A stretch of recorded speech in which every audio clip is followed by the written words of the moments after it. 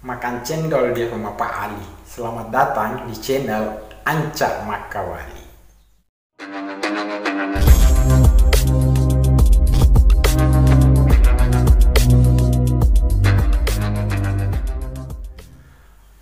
Assalamualaikum warahmatullahi wabarakatuh.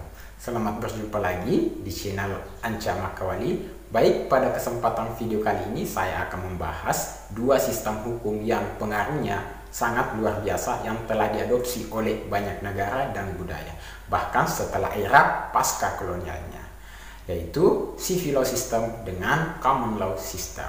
Sebelum kita masuk ke pembahasannya, jangan lupa untuk selalu mendukung channel ini dengan cara like, subscribe, comment, and share agar channel ini makin berkembang dan saya pun semakin semangat memberikan konten yang bermanfaat bagi Anda semua. Mari kita ke penjelasannya. Baik, civil law system ini atau dikenal dengan Eropa kontinental ini merupakan sistem hukum tertua. Sistem hukum ini berasal dari hukum Romawi, di mana pada waktu itu Romawi sudah memiliki peradaban yang maju, memiliki aturannya sendiri yang dikenal dengan juris civilis atau civil code. Civil law system ini berdasarkan pada kodifikasi.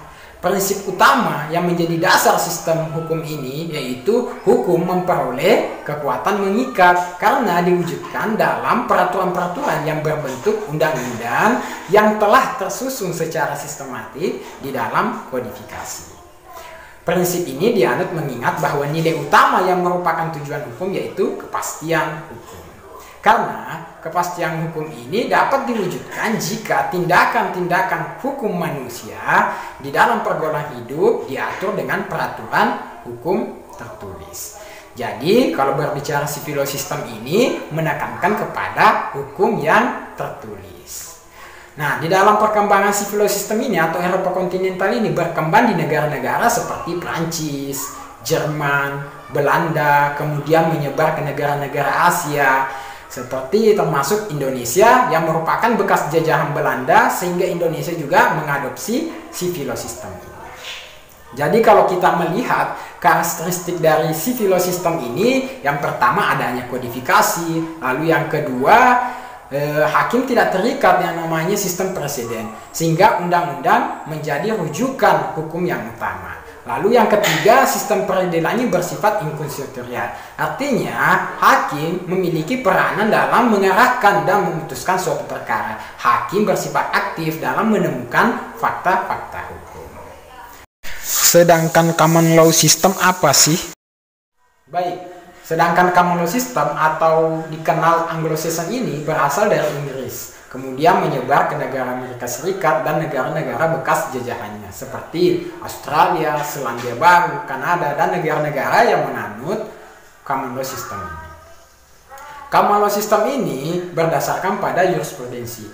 Lalu jurisprudensi ini apa? Jurisprudensi ini adalah putusan-putusan hakim terdahulu yang kemudian dijadikan dasar bagi hakim-hakim lainnya dalam menyelesaikan suatu perkara. Sistem hukum ini lebih cenderung kepada hukum kebiasaan, hukum yang berjalan dinamis sejalan dengan dinamika masyarakat. Putusan hakim merupakan sumber hukum dalam common law system ini.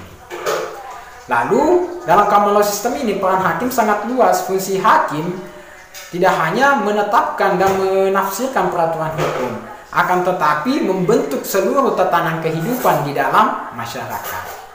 Hakim juga bisa menetapkan peraturan hukum yang baru yang akan menjadi pegangan bagi hakim-hakim lainnya dalam menyelesaikan perkara sejenis.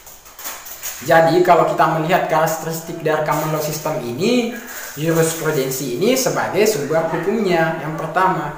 Lalu yang kedua itu dianutnya sistem preseden. Artinya hakim dalam memutuskan suatu perkara tidak boleh menyimpan dengan hakim-hakim lainnya, baik yang sederajat maupun yang lebih tinggi. Kemudian yang ketiga itu adversary system dalam proses peradilannya. Artinya bahwa pelaksanaan persidangan dilakukan dengan suatu sistem pemeriksaan yang menempatkan keduanya pada posisi saling berhadapan. Keduanya yang bersengketa di hadapan hakim dengan menggunakan lawyernya masing-masing. Jadi ketika kita sudah memahami kedua sistem ini, civil law system dengan common law system ini, tentu ada unsur persamaan dan perbedaannya. Sebenarnya persamaan dari kedua sistem ini adalah sama-sama menghendaki yaitu unifikasi hukum atau satu hukum nasional. Lalu perbedaannya hanya terletak pada cara penyampaian cita-cita hukumnya. Lalu cita-cita hukum itu apa? Cita-cita hukum itu adalah suatu tujuan hukum atau suatu objek yang menjadi tujuan hukum. Seperti kalau di negara civil law system ini, dalam pembentukan cita-cita hukumnya dilakukan melalui kodifikasi. Sedangkan kalau di negara common law system, dalam pembentukan cita-cita hukumnya dilakukan melalui hukum kebiasaan, yaitu kebiasaan-kebiasaan yang ditemukan di dalam putusan pengadilan sehingga hukumnya bersifat tidak tertulis atau unwritten law. Baik, mungkin itu saja yang bisa saya sampaikan pada kesempatan video kali ini. Jika ada yang perlu ditambahkan, silahkan komen di kolom komentar.